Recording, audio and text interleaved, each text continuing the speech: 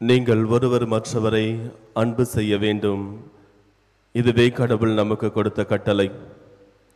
கடவுளுடைய கட்டளை கடைபிடிப்பவர் கடவுளோடு இணைந்திருக்கிறார், கடவுளும் அவரோடு இணைந்திருக்கின்றார். இயேசுவில் பிரியமான சகோதர சகோதரிகளே, இன்றைய முதல் வாசகத்திலே நமக்கு கொடுக்கப்பட்டுள்ள கட்டளை நாம் ஒருவர் மற்றவரை அன்பு செய்து வாழ வேண்டும். நாம் ஒருவர் மற்றவரை அன்பு செய்து வாழ்வது என்பது நம்மை விண்ணகத்திற்கு அழைத்து செல்லும் என்பதை இன்றைய திருவழிபாடு நமக்கு எடுத்து கூறுகின்றது. நம்முடைய வாழ்விலே நாம் நமக்கு அடுத்திருப்பவர்களுக்கு உதவி செய்கின்ற பொழுது, நம்மால் முடிந்த அளவிற்கு அவர்களை நாம் அன்பு செய்து வாழுகின்ற பொழுது, இந்த ஒன்றே போதும் நம் ஒவ்வொருவரையும் விண்ணகத்திற்கு அழைத்து செல்வதாக இருக்கின்றது.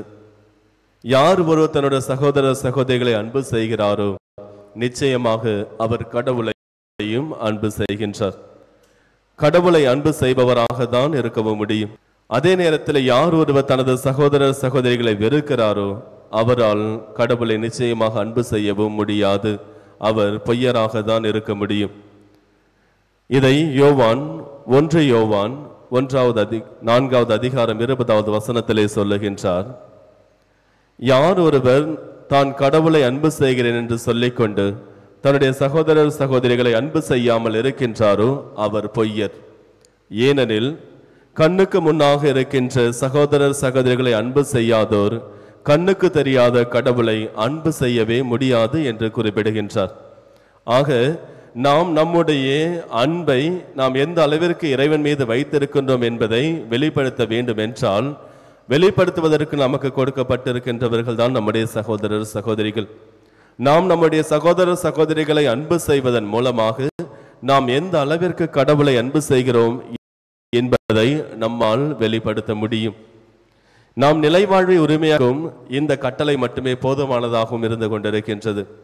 லூக்கா நற்செய்தி 10வது அதிகாரம் 25வது வசனம் முதல் 37வது வசனங்கள் வரை உள்ள நிகழ்விலே திருச்சட்ட அறிஞர் ஒருவர் ஆண்டவர் இயேசுவை சோதிக்கும் நோக்கத்துடன், ஆண்டவரை நிலைவாழ்வை உரிமையாக்கி கொள்ள நான் என்ன செய்ய வேண்டும் என்று கேட்கின்றார்.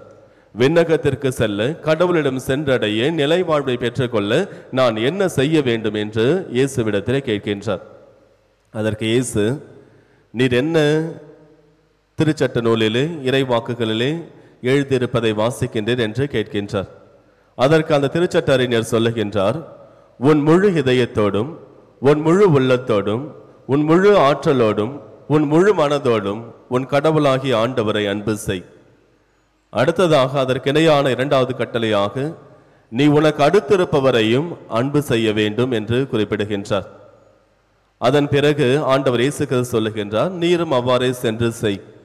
உனக்கு அடுத்திருப்பவரையும் கடவுளையும் நீ அன்பு செய். இதை செய்தாலே போதும், நீ நிலைவாழ்வை பெற்றுக்கொள்வாய் என்று குறிப்பிடுகின்றார்.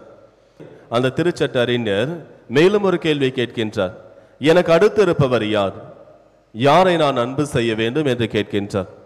உடனே ஆண்டவர் இயேசு கிறிஸ்து சொல்லுகின்றார், எருசலேமிலிருந்து எரிகோவிற்கு ஒருவர் பயணம் செய்து கொண்டிருக்கின்றார். அவ்வாறு பயணம் செய்து கொண்டிருக்கின்ற பொழுது அவர் கல்வருடைய கைகளிலே அகப்பட்டுக் கொள்ளுகின்றார். அந்த கல்வர்கள் அவரிடமிருந்து அனைத்தையும் பறித்து கொண்டு அவரை அடித்து குத்துயிரும் கொலையுருமாக அங்கேயே போட்டுவிட்டு சென்று விட்டார்கள். அந்த நேரத்திலே குரு ஒருவர் அவ்வழியாக செல்லுகின்றார். அவர் அந்த மனிதனை பார்க்கின்றார். பார்த்துவிட்டு மறுபக்கமாக திரும்பி சென்று விடுகின்றார். அடுத்ததாக லேவியர் ஒருவர் வருகின்றார். லேவியரும் அந்த மனிதர் அங்கு உயிருக்கு போராடி கொண்டிருப்பதை பார்க்கின்றார். பார்த்துவிட்டு அவரும் சென்று விடுகின்றார். அதற்கு அடுத்ததாக சமாரியன் ஒருவன் அவ்வழியாக வருகின்றான். வந்தவுடனேயே அவனை பார்த்ததும் உடனே தன்னுடைய பயணம் செய்து கொண்டிருந்த விலங்கிலிருந்து கீழே இறங்கி ஓடோடி வந்து அவனுடைய காயங்களுக்கு அந்த திராட்சை ரசத்தையும் அதற்கு அடுத்ததாக செய்ய வேண்டிய மற்ற எல்லா உதவிகளையும் அவனுக்கு உடனடியாக அங்கே செய்கின்றார்.